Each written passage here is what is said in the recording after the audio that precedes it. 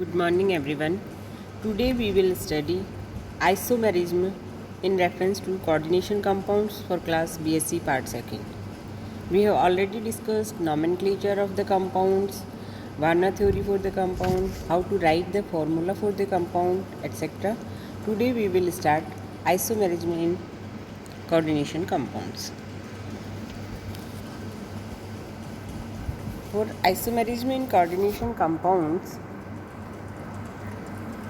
first of all, we should discuss what are the isomers. The compounds with the same formula but different atom arrangement and differing in physical and chemical properties are known as isomers. जैसा कि हम जानते हैं कि वे compound जिनके formula same होते हों लेकिन उनमें एटम्स का अरेंजमेंट डिफरेंट हो जाता है, उसकी वजह से उनकी स्ट्रक्चर डिफरेंट हो जाती है और स्ट्रक्चरल डिफरेंस की वजह से उनकी फिजिकल एंड केमिकल प्रॉपर्टीज़ में भी चेंजेस आ जाते हैं. इस प्रॉपर्टी को हम तो आइसोमर्स कहते हैं. ऐसे कंपाउंड्स को हम आइसोमर्स कहते हैं. And the phenomena that give rise to isomers is known as isomerism. और वह परिघटना जिसके द्वारा हम आइसोमर्स की स्टडी करते हैं इसको हम आइसोमेरिज्म या समावयवता कहते हैं. जैसा कि आप लोग फर्स्ट ईयर में या प्रीवियस क्लासेज में समावयवता के बारे में for organic compounds isomerism in organic compounds को आप डिटेल में पढ़ चुके हो. Types of isomerism will be same here but we will take examples for coordination compounds. Some types may also different for structural isomerism also. There are two main types of isomerism. First one is structural isomerism and second one is stereoisomerism. What is structural isomerism? Structural isomerism in which due to different bond arrangement of atoms in coordination compounds around the central metal ion. तो structural isomerism का origin क्यों होता है कि जो arrangement of atoms in coordination compound around the metal के चारों तरफ जो लिगेंड्स होते हैं उनके एटम्स का जो अरेंजमेंट होता है उनमें चेंजेज आता है, उसकी वजह से स्ट्रक्चरल आइसोमेरिज्म का निर्माण होता है या हम कह सकते हैं स्ट्रक्चरल आइसोमर्स फॉर्म होते हैं इस वजह से. Second one is stereo isomerism या त्रिविम रसायन. This one is due to different 3 dimensional arrangement of atoms in space. जैसा कि हम पहले भी पढ़ चुके हैं, त्रिविम रसायन समावयवता जो होती है उसमें एटम्स का 3 डायमेंशनल अरेंजमेंट में चेंजेज होता है, अंतरिक्ष में उनके विन्यास में परिवर्तन होता है.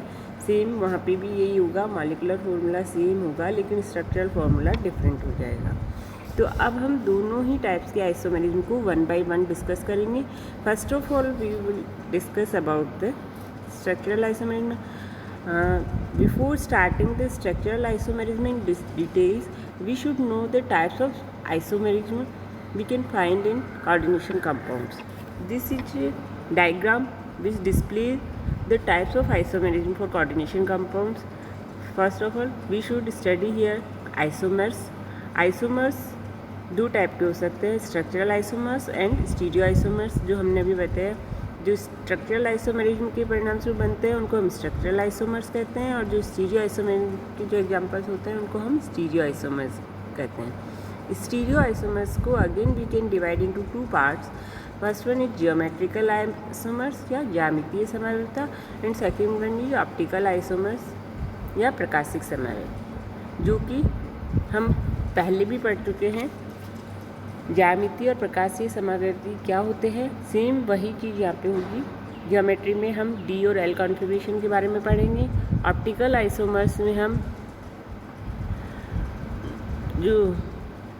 ज्योमेट्रिकल आइसोमर्स में हम आर और एस कॉन्फिगरेशन के बारे में स्टडी करेंगे, या सिस और ट्रांस जिसे हम बोल सकते हैं यहाँ पे. और ऑप्टिकल आइसोमर्स में हम यहाँ पे स्टडी करेंगे प्लस और माइनस आइसोमर्स, या हम कह सकते हैं डी एंड एल आइसोमर, जो कि डिपेंड करता है कि प्लेन पोलराइज्ड लाइट को वो कंपाउंड किस डायरेक्शन में मूव करता है, उसके आधार पे यहाँ पे ऑप्टिकल आइसोमर्स का फॉर्मेशन होता है. तो we will study details in further for the stereo isomers. Now we should discuss about the structural isomers. Structural isomers, here we can divide into 5 types of structural isomers. First one is linkage isomers. Second one ionization isomers, आयनीकरण समावयवी.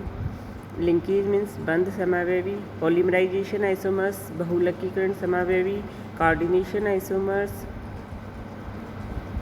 and hydration isomers. So these are the in yellow blocks the types of structural isomers, and these are the types of the stereoisomers.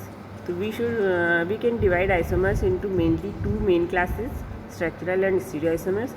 Again, structural isomers can be divided into 5 subclasses, and stereoisomers can be divided into 2 subclasses. Now we will start from the structural isomerism. Structural isomerism को हम constitutional isomerism के नाम से भी जानते हैं, दोनों same thing होती है. स्ट्रक्चरल आइसोमर्स क्या होते हैं? Compounds with the same molecular formula but different structural arrangement of atoms और group of atoms around the central metal ion. तो मेन यहाँ पे क्या आपने को ध्यान रखना है, different structural arrangement of atoms. जो भी एटम्स सेंट्रल मेटल आयन के चारों तरफ हैं उनका स्ट्रक्चरल अरेंजमेंट चेंज हो जाता है. उसकी वजह से जो डिफरेंट आइसोमर्स बनते हैं उनको हम स्ट्रक्चरल आइसोमर्स के नाम से जानते हैं. It is displayed bye compound that have different ligands with in their coordination sphere. तो यह जनरली उन कंपाउंड्स के द्वारा दिखाया जाता है जिसके कोऑर्डिनेशन स्फीयर में डिफरेंट लिगेंड्स होते हैं, भिन्न भिन्न टाइप के लिगेंड्स होते हैं. यदि एक ही टाइप के लिगेंड हो तो उसमें स्ट्रक्चरल आइसोमर नहीं होता है. The different chemical formula of structural isomers are either due to difference in ligand that are bonded to the central atom or mode of bonding of individual ligand. दो basic reason होते हैं जिसकी वजह से different structural isomers हमें देखने को मिलते हैं.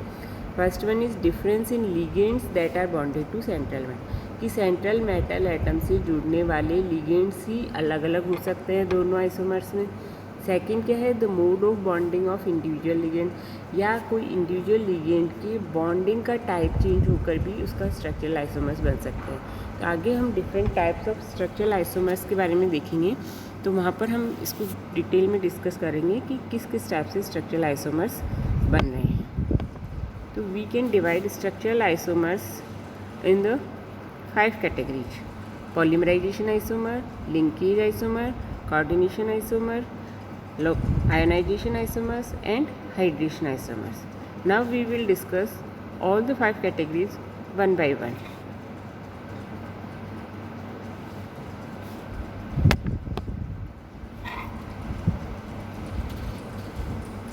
First of all we start with linkage isomers, जिसको हम बंद समावयवता भी कहते हैं. What is the linkage isomers?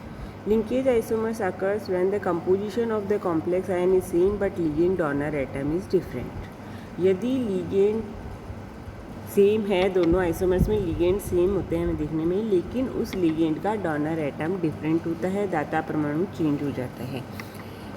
तो हम जैसे कि पहले पढ़ चुके हैं टाइप्स ऑफ लिगेंड्स में हमने पढ़ा था एम्बाइडेंटेड लिगेंड या उभयदंतु लिगेंड. उसमें हमने क्या देखा था कि लिगेंड मोनोडेंटेड लिगेंड ही होता है, पर उसमें एक से ज़्यादा डोनर एटम होते हैं. अलग अलग कंडीशंस में डोनर एटम चेंज हो जाता है. जब डोनर एटम चेंज होगा तो उस लिगेंड का नॉमेनक्लेचर भी चेंज हो जाता है. ये हम पूरे में डिस्कस कर चुके हैं. तो यहाँ पे हम देखते हैं कि इसको इस प्रकार की समावयवता उन संकुलों में पाई जाती है जिनमें लिगेंड एम्बाइडेंटेड होते हैं, अर्थात दो परमाणुओं में से किसी भी एक के द्वारा जुड़ सकते हैं. Some ligands can bind the metal through either of the two donor atoms. जो दो डोनर एटम होते हैं उनमें से किसी भी एक डोनर एटम के द्वारा जुड़ जाते हैं. और यहाँ पे हम एक एग्जांपल लेंगे, उसके द्वारा हम समझ सकते हैं कि जब आइसोमर्स बनते हैं किसी भी कोऑर्डिनेशन कॉम्प्लेक्स के तो उसकी प्रॉपर्टीज़ में क्या क्या चेंज आते हैं. हमने बताया कि उसकी physical and chemical properties change हो जाती हैं. यहाँ पे हमने दो डिफरेंट कंपाउंड्स लिए हैं. ये कोबाल्ट के दो कंपाउंड हैं. इसमें हम क्या देख रहे हैं, पहले इस कंपाउंड को यदि हम देखते हैं, यहाँ पे सेंटर में मेटल आयन है. These are the ligands. जो ब्लू कलर के लिगेंड है all the same ligands. 6th जो लिगेंड है ऑक्टाहेड्रल कॉम्प्लेक्स है, 6 लिगेंड से जुड़ा हुआ है. 6th जो लिगेंड है उस पर हमें कंसंट्रेट करना है. ये है नाइट्रो लिगेंड है, जिसमें ब्लू कलर के सर्कल से हम नाइट्रोजन को रिप्रेजेंट कर रहे हैं, रेड सर्कल से हम ऑक्सीजन को रिप्रेजेंट कर रहे हैं. इस कॉम्प्लेक्स में हम देख रहे हैं कि जो मेटल वो नाइट्रो ग्रुप के n एटम के द्वारा जुड़ा हुआ है। तो जब n एटम के द्वारा जुड़ा हुआ होता है या n डोनर एटम की तरह बिहेव करता है तो इसको हम कहते हैं नाइट्रो आइसोमर और इस लिगेंड का नाम होता है नाइट्रो। यदि हम जानते हैं कि ऑक्सीजन भी डोनर एटम की तरह बिहेव कर सकता है। सेकेंड एग्जाम्पल पे हम आते हैं, all the 5 ligands are same, metal is same, but the 6th ligand is attached by the metal with different way. यहाँ पे हम देख सकते हैं कि नाइट्रोजन मेटल के साथ डायरेक्ट बॉन्डिंग नहीं कर रहा है, ऑक्सीजन डोनर एटम की तरह बिहेव कर रहा है और ये ऑक्सीजन मेटल के साथ जुड़ा हुआ है, तो लिगेंड चेंज हो गया है। इसको हम कहते हैं नाइट्राइटो लिगेंड। तो जैसा कि मैंने बताया कि लिगेंड का डोनर एटम चेंज हो जाता है तो उसका नाम भी चेंज हो जाता है।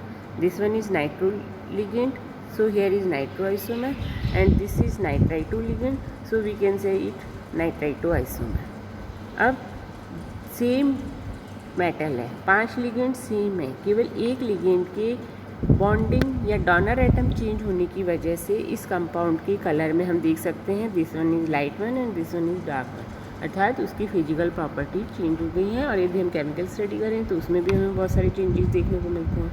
तो here we can say the nitrite ion can bind either through the nitrogen atom and either one of the oxygen atom. We can see the structure of nitro group. Here this is nitrogen and 2 oxygen atoms. It can either bind nitrogen as a donor atom or oxygen as a donor atom. In both the conditions different isomers will be formed and their physical and chemical properties will also be different. इसके अलावा भी हम बहुत सारे example एम्बाइडेंटिक ligand के हमने पढ़े थे जो यहाँ पे लिंकेज आइसोमर शो करेंगे। कुछ एग्जाम्पल हम यहाँ पे लेते हैं। ये तो नाइट्राइट जिसको हमने अभी डिस्कस किया है। दूसरा है साइनेट। ये इसके अंदर नाइट्रोजन भी डोनर एटम की तरह बिहेव कर सकता है एंड कार्बन भी कर सकता है। दूसरा है थायोसाइनेट, इसमें सल्फ़र भी डोनर एटम की तरह बिहेव कर सकता है और नाइट्रोजन भी। यदि सल्फ़र डोनर एटम की तरह बिहेव कर रहा है तो उसका नाम होगा थायोसाइनेटो, और यदि नाइट्रोजन मेटल के साथ डोनर एटम की तरह बिहेव कर रहा है तो उसका नाम होगा आइसोथायोसाइनेटो। तो इस कंक्लूजन ये निकलता है कि जो एम्बाइडेंटिक लिगेंड्स होते हैं उनमें 2 डोनर एटम होते हैं and it can attached by metal either one of them. तो जिस डोनर एटम्स की सहायता से वो जुड़ रहा है उसके आधार पर उसका नॉमेनक्लेचर और उसकी प्रॉपर्टीज होंगी। और ये जो 2 आइसोमर्स बनते हैं इनको हम बंद समावयवी या लिंकेज आइसोमर्स के नाम से जानते हैं। इसके अलावा भी हो सकते हैं, जैसे सल्फाइटो, उसमें भी सल्फ़र और ऑक्सीजन 2 डोनर एटम होते हैं तो वो किसी से भी जुड़ सकता है। नेक्स्ट हमारा है आयोनाइजेशन आइसोमरिज्म या आयनीकरण समावयवी या आयनीकरण समावयवी। इसमें क्या होता है, in which ligands present inside the coordination sphere and outside the coordination sphere can exchange their place. अभी हमने क्या देखा था, due to change in bonding of ligand, that one is the linkage isomers. यदि हम आयनाइजेशन आइसोमर्स, हमने जब starting में प्रीवियस स्लाइड में हमने पढ़ा था कि जो स्ट्रक्चरल आइसोमर्स हैं वो उनमें दो तरह से मेनली बनते हैं, due to difference in ligands that are bonded to central atom and the mode of bonding to individual ligand. तो जो लिंकेज आइसोमर था वो type of the mode of bonding of individual ligand की वजह से arise हुआ था। दूसरा हम जो आयनाइजेशन आइसोमर में पढ़ते हैं वो होगा difference in ligands that are bonded to the central metal atom. तो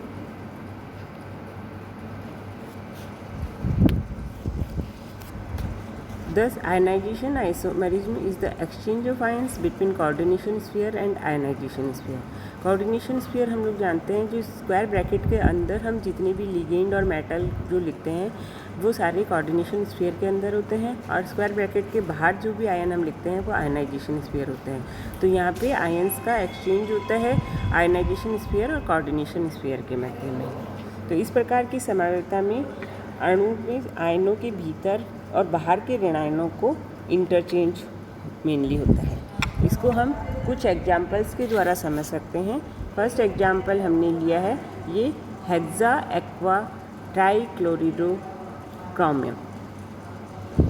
क्रोमियम CrCl3S2O6 एक कॉम्प्लेक्स है जिसको हम इसके डिफरेंट आइसोमर्स हम बना सकते हैं और उससे हम आयनाइजेशन आइसोमर्स को आसानी से समझ सकते हैं। फर्स्ट कंपाउंड जो हम देख सकते हैं, जो हमने वायलेट कलर में लिखा है क्योंकि इस कंपाउंड का कलर ही वायलेट होता है, इसका नॉमेनक्लेचर हम कर सकते हैं hexa aqua chromium third chloride. अर्थात यहाँ पे हेक्सा एक्वा क्रोमियम एक कोऑर्डिनेशन स्फीयर या कॉम्प्लेक्स आयन है जिस पे +3 चार्ज है और इसके 3 क्लोराइड आयन इसके काउंटर आयन्स हैं।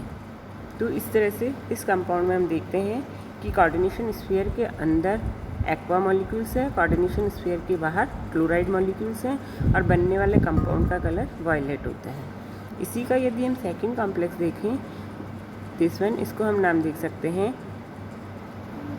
Chlorido penta aqua chromium second third chloride .H2। यहाँ पे हम क्या देख सकते हैं, कोऑर्डिनेशन स्फीयर के अंदर 5 एक्वा लिगेंड्स हैं, 1 क्लोराइड लिगेंड है और कोऑर्डिनेशन स्फीयर के बाहर 2 क्लोराइड लिगेंड है। फर्स्ट एग्जांपल में हमने देखा था कि आयनाइजेशन स्फीयर में 3 क्लोराइड थे और अंदर एक भी क्लोराइड नहीं था। सेकंड एग्जांपल में हमने क्या देखा, एक्सचेंज ऑफ आयंस हुआ और इसमें अंदर से एक वाटर मॉलिक्यूल या एक्वा लिगेंड कोऑर्डिनेशन स्फीयर के बाहर चला गया और आयनाइजेशन स्फीयर से एक क्लोराइड आयन कोऑर्डिनेशन स्फीयर में आ गया। Exchange of ions in coordination sphere and ionisation sphere we can see here, this compound is green colour. इसी का ही यदि हम थर्ड एग्जांपल देखते हैं तो ये इसमें हम देख सकते हैं कोऑर्डिनेशन स्फीयर के अंदर 4 एक्वा लिगेंड्स और 2 क्लोराइड लिगेंड हैं और आयनाइजेशन स्फीयर में 1 क्लोराइड लिगेंड है। Here now we can again see the chloride ion shifted from ionization sphere to coordination sphere and 1 aqua ligand from coordination sphere to ionization sphere। तो इस तरह से exchange of ligands from coordination sphere to ionization sphere is ionization isomers। दूसरा example यदि हम देखते हैं cobalt का, तो फर्स्ट एग्जाम्पल हमारे पास है bromo penta aqua cobalt, penta aqua bromo cobalt second chloride. And second example जो हम इसका लेते हैं यह है penta aqua chloro cobalt second bromide. हम दोनों में देख सकते हैं कि यहाँ पे यदि हम इसका AgNO3 के साथ रिएक्शन कराते हैं तो 1 मोल ऑफ हमें AgClPpt मिलता है जो कि वाइट कलर का होता है और यदि सेकंड कंपाउंड में हम AgNO3 के साथ रिएक्शन कराएं तो 1 मोल ऑफ AgBrPpt ग्रुप मिलता है जो येलो कलर PPT होता है। तो we can see the chemical reactions of both the compounds are different. Here also we can see the exchange of ion from coordination sphere to ionisation sphere. एक और example के द्वारा हम इसको ज़्यादा एक्सप्लेन कर सकते हैं।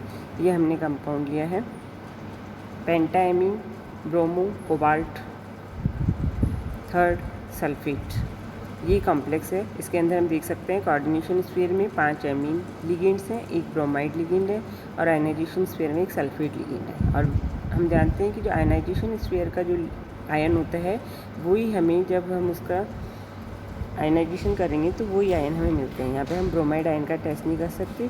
तो this one gives sulphate ions in solution and gives white PPT with barium chloride. तो इस कंपाउंड की रिएक्शन हम बेरियम क्लोराइड के साथ कराएंगे तो बेरियम सल्फेट का वाइट PPT हमें मिलेगा, that means sulphate ion is in ionisation sphere. इसी का यदि हम सेकंड आइसोमर देखते हैं तो इसको हम कह सकते हैं पेंटाएमीन सल्फेटो कोबाल्ट थर्ड ब्रोमाइड। इसमें हम क्या देखते हैं कि कोऑर्डिनेशन स्फीयर में यहाँ पर 5 एमीन और 1 सल्फेट आयन है जबकि आयनाइजेशन स्फीयर में यहाँ पे ब्रोमाइड है। फर्स्ट एग्जांपल में आयनाइजेशन स्फीयर में सल्फेट आयन था, सेकंड एग्जांपल में आयनाइजेशन स्फीयर में ब्रोमाइड आयन है। तो in both examples we can see the inter exchange of bromide and sulphate from coordination to ionisation sphere. तो जब यहाँ पे आयनाइजेशन स्फीयर में ब्रोमाइड आयन है तो जब हम इसका टेस्ट करेंगे it gives bromide ion in solution and gives light light yellow precipitate with silver nitrate. तो इस कंपाउंड की हम सिल्वर नाइट्रेट के साथ रिएक्शन कराएंगे तो सिल्वर ब्रोमाइड का येलो पीपीटी मिलेगा। एंड फर्स्ट एग्जाम्पल जो है जिसमें सल्फेट आयनाइजेशन स्फीयर में है, इसका सिल्वर नाइट्रेट के साथ कोई रिएक्शन नहीं करता, लेकिन बेरियम क्लोराइड के साथ रिएक्शन करने पर यह बेरियम सल्फेट का वाइट पीपीटी देता है। तो इस तरह से हम आयनाइजेशन आइसोमर्स को डिफरेंट एग्जांपल्स के द्वारा समझ सकते हैं। बाकी की स्ट्रक्चरल आइसोमर्स के बारे में detail study we will study next slides. And today thanks. हाँ हो गया, चलो मैं यही कर देती कर दिया मैंने तो, अब मतलब रिकॉर्ड कर दिया। कर दिया रिकॉर्ड। हाँ फ्री से जबरदस्ती अकेले दिन ना, तो मैंने कहा ये काम तो कर दो। हाँ आज नहीं बस सही है। हाँ अच्छे से हो जाता है। हालांकि बीच में मैम का फ़ोन आ गया था, पर मैंने कहा चलो। तो वैसे हमारा तो कोई काम है नहीं, पर मैंने उनको कुछ काम दिया था ना ऐसे, मेरे को बोले ना उस टाइम। हाँ मेरे को भी बोली थी। आपको पड़ी थी हाँ वही मैं इधर सोच रही मैं कमेटी में तो सोची तरह वो उस टाइम मेरे को बोली कि अपने काम करते हैं, तो यहाँ बैठी थी, मैंने ठीक है